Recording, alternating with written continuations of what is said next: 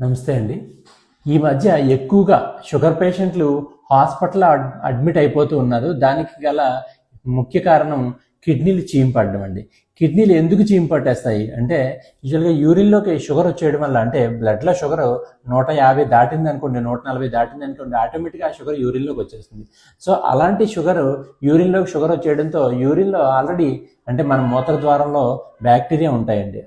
ఆ బ్యాక్టీరియా ఈ షుగర్ని ఆహారంగా తీసుకొని ఎక్కువ పిల్లల్ని పెట్టేస్తాయి. సో 10 ఉండాల్సిన చోట 100 ఉన్నాయనుకోండి, దాన్ని ఇన్ఫెక్షన్ అంటాము. సో యూరిన్ ఇన్ఫెక్షన్ వచ్చేస్తుంది. అయితే ఈ యూరిన్ ఇన్ఫెక్షన్ షుగర్ పేషెంట్స్కి రిపీటెడ్గా వచ్చేస్తూ ఉంటాయి. అందులోనే ఆడవాళ్ళకైతే ఇంకా ఎక్కువగా వచ్చేస్తూ ఉంటాయి. సో రిపీటెడ్గా యూరిన్ ఇన్ఫెక్షన్స్ వచ్చేయడం వల్ల కిడ్నీలు చీము పట్టే అవకాశం ఉంటుందన్నమాట. అయితే ఈ యూరిన్ ఇన్ఫెక్షన్ వచ్చినప్పుడు వీళ్ళకి చలితో లేకపోతే బాగా వణుకుతో కూడిన జ్వరం వచ్చే అవకాశం ఉంటుందే తప్ప యూరిన్ మంట రావడం, లేకపోతే యూరిన్ పోసుకునేటప్పుడు నొప్పి రావడం, లేకపోతే కిడ్నీలో ఉన్న ఏరియాలో నొప్పి రావడం ఇలాంటివి ఏమి ఉండవండి. అందువల్ల వీళ్ళకి యూరిన్ ఇన్ఫెక్షనే అనుకుంటారు తప్ప కిడ్నీలు చీము పెట్టాయని ఎవరు అనుకోలేరు. అందువల్ల వీళ్ళు డిలే చేసేస్తూ ఉంటారు. యూరిన్ ఇన్ఫెక్షనే కదా, ఏవో ఒక టాబ్లెట్లు వాడుకుంటే తగ్గిపోతుందని చెప్పి ఊళ్ళోనే యూరిన్ టెస్ట్ చేసుకొని ఇన్ఫెక్షన్ ఉందని చెప్పి టాబ్లెట్లు వాడతారు. జ్వరం తగ్గిపోతుంది, మళ్ళీ యూరిన్ ఇన్ఫెక్షన్ వస్తుంది, మళ్ళీ టాబ్లెట్లు వాడతారు.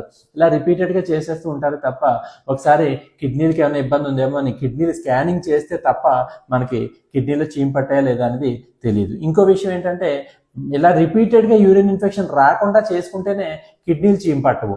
అలా రిపీటెడ్గా యూరిన్ ఇన్ఫెక్షన్ రాకుండా చేయాలి అంటే షుగర్ని ఫస్ట్ మనం కంట్రోల్ పెట్టుకోవాలి. షుగర్ని ఖచ్చితంగా యూరిన్లో షుగర్ లేకుండా చేసుకోవాలి.